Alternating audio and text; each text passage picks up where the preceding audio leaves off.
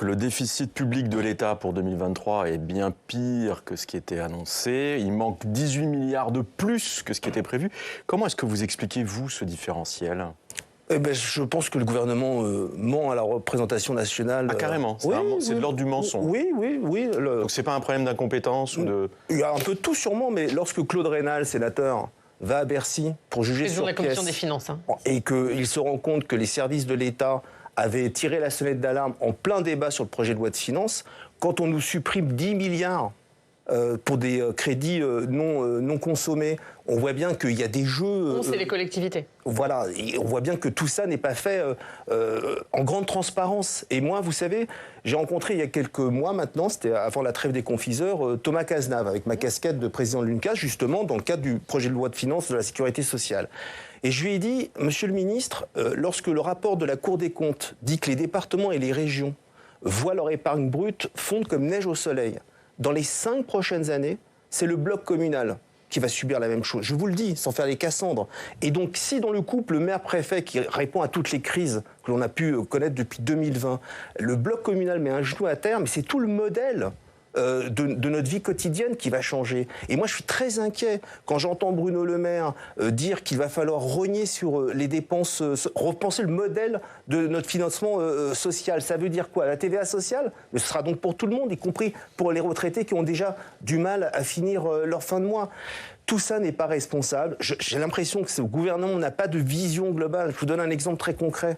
Lorsqu'il décide en 2017, sur proposition du président élu, de supprimer la fameuse taxe d'habitation, aucun maire n'est satisfait, quelle que soit sa couleur politique. Et pourtant, l'État se fait les poches tous les ans de 30 milliards pour rendre à l'euro près indexé sur l'inflation la taxe d'habitation. Les Français sont satisfaits, ça leur redonne du pouvoir d'achat.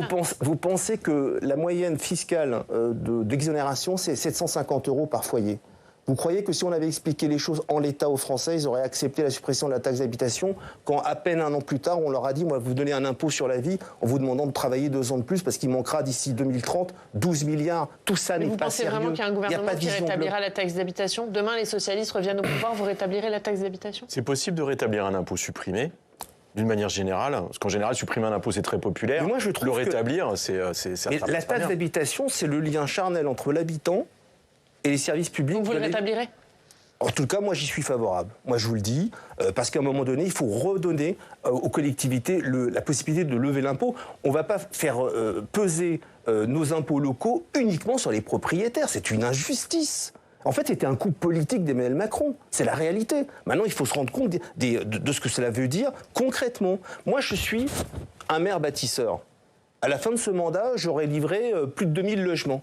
J'agrandis au moment où je vous parle mes écoles, je construis des centres de loisirs, je crée du fonctionnement supplémentaire et je réponds à la crise du logement. Et tout ça sur un périmètre identique de mon budget de fonctionnement. Donc je fais des choix. Je fais des choix d'accueillir des familles, ça se fait au détriment d'autres choses. Il n'y a pas d'argent magique. Et Bruno Le Maire, ce matin, il se redit opposé à toute augmentation d'impôts pour les Français.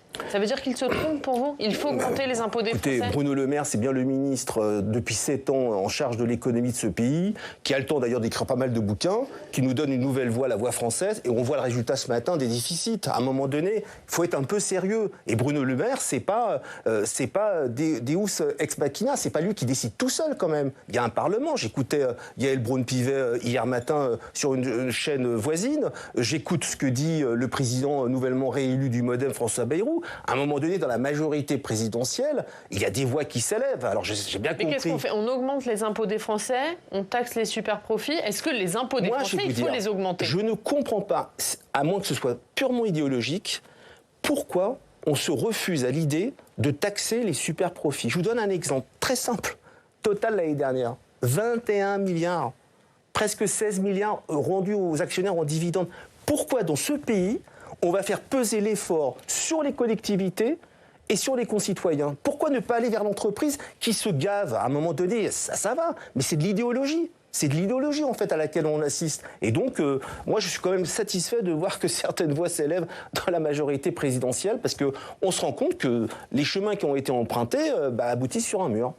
Vous évoquiez les difficultés, la perspective du fait que finalement le bloc communal pourrait payer la facture in fine, le fait qu'il y a une tentation de rogner sur les dépenses sociales. Donc si le bloc communal et les dépenses sociales sont atteintes, ça veut dire que les CCAS vont faire les frais de cette austérité qui s'annonce et qui ne veut pas dire son nom. Alors, c'est le cas ? moi je vais vous dire, dans le Tour de France que j'ai entrepris en Hexagone et dans les territoires ultramarins, tous les maires, quelle que soit leur étiquette politique, d'une année sur l'autre, abondent la subvention allouée à leur CCAS. Pourquoi ? Parce que depuis la crise de la Covid, nous nous sommes rendus compte que nous avions des nouveaux publics, des seniors qui n'arrivent plus le 20 du mois à pouvoir manger, des salariés qui, pareil avec leur famille, n'y arrivent plus non plus. Des travailleurs pauvres. Et d'ailleurs, dans ce cadre-là, j'ai réuni au mois de janvier dernier toutes les grandes associations d'élus locaux. L'UNCAS, nous sommes la deuxième plus vieille association de maires en France après l'AMF, avec le Secours catholique, avec le collectif Alerte, avec la FAS, avec la Croix-Rouge, écrire à Catherine Vautrin en disant « Attention !»